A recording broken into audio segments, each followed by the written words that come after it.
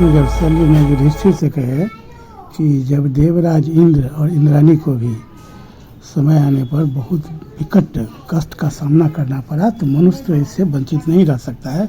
तो युधिष्ठिर ने पूछे कि मामा श्री आप हमको बतलाइए कि देवराज इंद्र को कब इतना कष्ट झेलना पड़ा।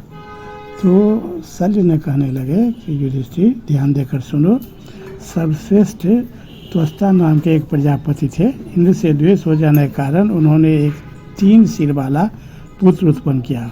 वह बालक अपने एक मुख से वेद पाठ करता था, दूसरे से सुधापान करता था और तीसरे से मानो सब दिशाओं को निगल जाएगा इस प्रकार देखता था। वह बड़ा ही तपस्वी तथा धर्म और तप में तत्पर था। बालक का तपोबल और सत्य देखकर देवराज इंद्र को बड़ा खेद हुआ। उन्होंने सोचा कि यह इस तपस्या के प्रभाव से इंद्र न हो जाए। उन्होंने इसे फंसाने के लिए अप्सराओं को आज्ञा दी। अप्सराओं ने वहां जाकर के बहुत प्रयत्न की। प्रयत्न करने के बाद भी वह लोग असफल होकर के इंद्र के पास लौट आई और हाथ जोड़कर कहने लगी, महाराज उसे धैर्य से डिगाना संभव नहीं है, हम लोग कुछ नहीं कर सके। वह स्वयं यह विचार किया कि आज मैं उस पर वज्र छोड़ूंगा। उन्होंने क्रोध में भरकर तीसरा पर अपने भीषण वज्र का प्रहार किया। उसके लगते ही वह मरकर पृथ्वी पर गिर पड़ा।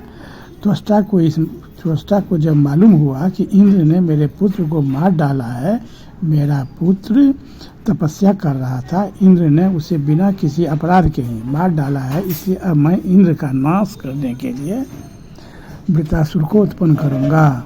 त्वष्टा ने क्रुद्ध होकर वृत्रासुर को उत्पन्न कर उससे कहा, इंद्र शत्रु। त्वष्टा ने कहा, इंद्र को मार डालो।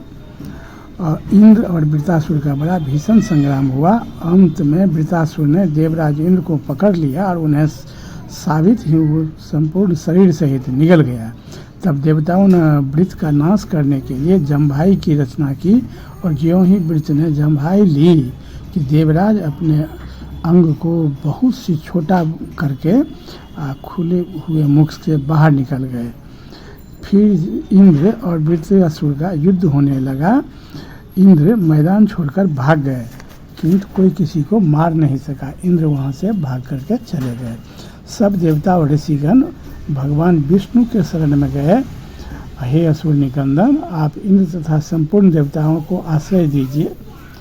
तो विष्णु ने कहे कि तुम सब देवता, ऋषि और गंधर्व विश्वरूपधारी वृत्रासुर के पास जाओ और उसके प्रति साम नीति का प्रयोग करो, उससे मित्रता कर लो, क्योंकि उन्हें ब्रह्मा जी का वरदान मिला हुआ है कि उन्हें न कोई दिन में मार सकता है, न अस्त्र से रात में मार सकता है, न किसी अस्त्र से मार सकता है, लोहे का या काष्ठ का या किसी भी प्रकार का कोई अस्त्र से नहीं मार सकता है, कोई देवता भी नहीं मार सकता है। तो इसे ब्रह्मा जी के वरदान के कारण वह वैसे नहीं मरेगा। तुम लोग साम नीति को अपनाते हुए उससे मित्रता कर लो और कभी मौका मिलने पर उसको धोखा से मारने का प्रयत्न करना। मैं अदृश्य रूप से देवराज के वज्र में प्रवेश कर जाऊंगा और उसका वध कर जाऊंगा।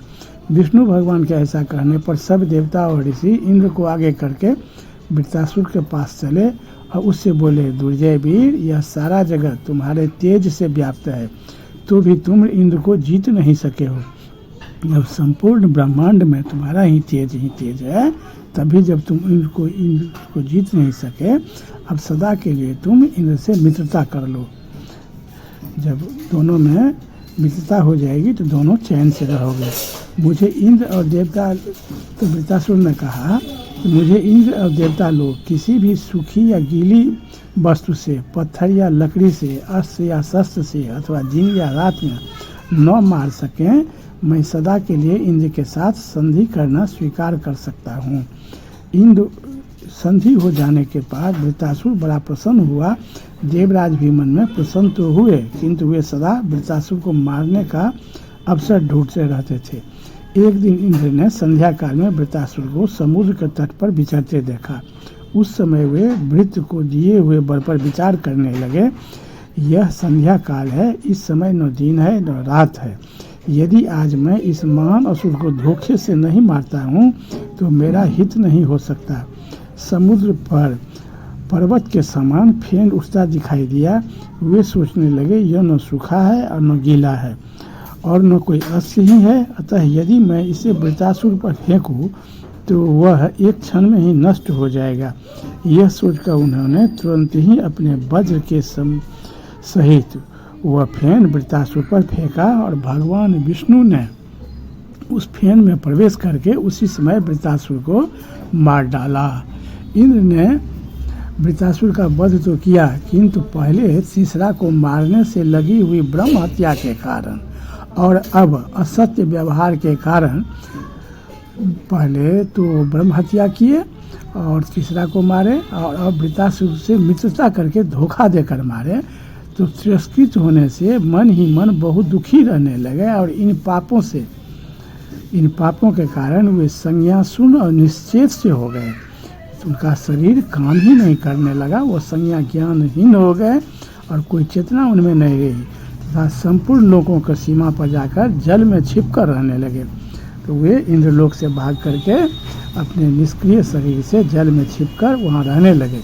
जब देवराज ब्रह्म हत्या से प्रीत होकर स्वर्ग छोड़कर चले गए तब सारी पृथ्वी वृक्षों से